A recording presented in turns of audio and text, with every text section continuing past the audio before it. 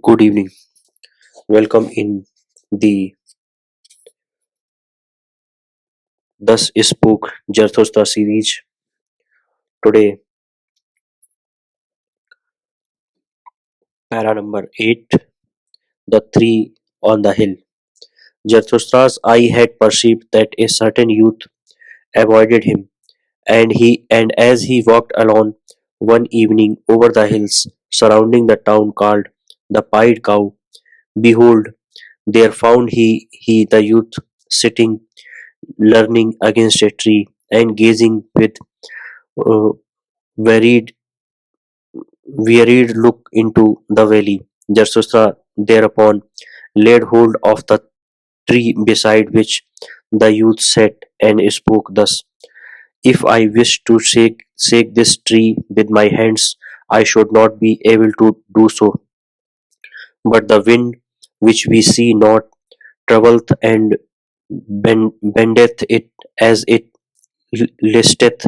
We are sorest, bent, and troubled by invisible hands. Thereupon the youth arose disconcerted and said, I hear Zarathustra, and just now was I thinking of him. Zarathustra answered, why art thou frightened on that account? But it is the same with man as with the tree. The more he seeks to rise into the height and light, the more vigorously do his roots struggle earthward, downward into the dark and deep into the evil. Yea, into the evil, cried the youth. How is it possible that thou hast discovered my soul? Zarathustra smiled and said, Many a soul one will never discover unless the one first invent it.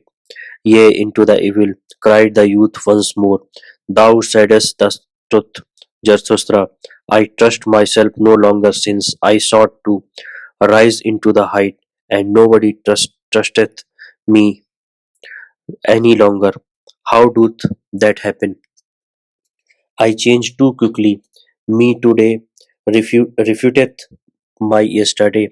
I often overleap the step when I clamber. For so doing, none of the steps pardons me. When aloft, I find myself always alone. No one speaks unto me. The frost of solitude maketh me tremble. What do I seek on the height? My contempt and my longing increase together. The higher I clamber, the more do I despite him who clambereth. What doth he seek on the height? How ashamed I am of my clambering and stumbling.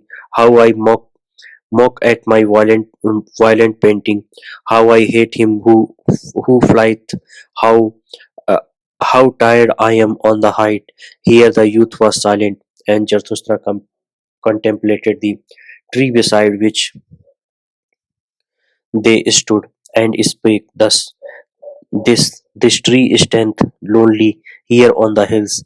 It hath grown up high above man and beast, and if it wanted to speak, it would have none who could understand it. So high hath it grown.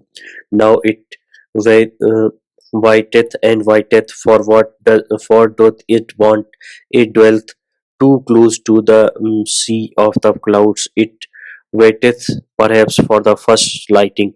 When Zarathustra has said this, the youth called out with violent gestures, Yea, Zarathustra, thou speak the truth. My destruction I longer for, when I desired to be on the height, and thou art the lighting for which I waited. Lo, what have I been since thou hast appeared among us? It is mine envy of thee that has destroyed me. Thus spake the youth. The wept bitterly. Zarathustra, however, put his arm about him and led the youth away with him. And when they had walked a while together, Zarathustra began to speak thus: It rendeth my heart better than thy words express it. Thine eyes tell tell me all thy danger.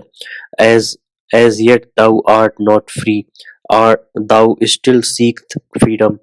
True unslept hath thy seeking made thee, and too wakeful on the open height wouldst thou be, for the start thirsteth thy soul, but thy bad impulses also thirst for freedom.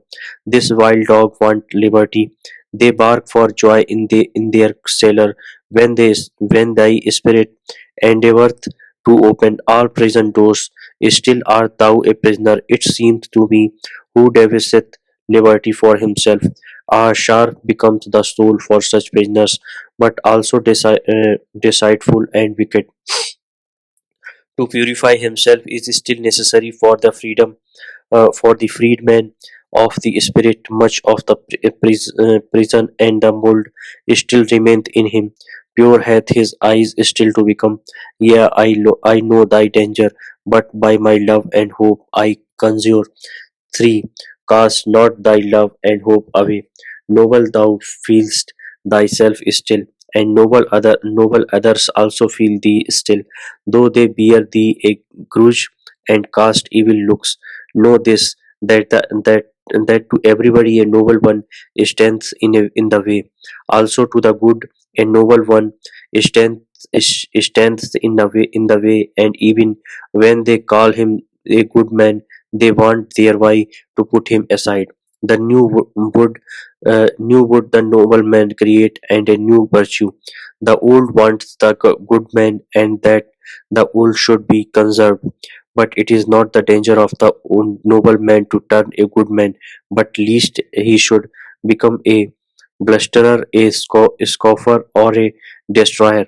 Ah, I have known noble ones who lost their highest hope, and then they disparaged all high hopes, then lived shamelessly in temporary pleasures, and beyond the day had hardly an aim. Spirit is also vo- volup- voluptuousness, said they, then broke the wings of their spirit, and now it creeped about and uh, def- defiled where in Geneva. Once they thought of becoming heroes, but sensualist are they now. That a trouble and a terror is the hero to them. But by my love and hope, I conjure thee, cast not away the hero in thy soul. Maintain wholly thy highest hope. Thus speak Zarathustra. Thank you.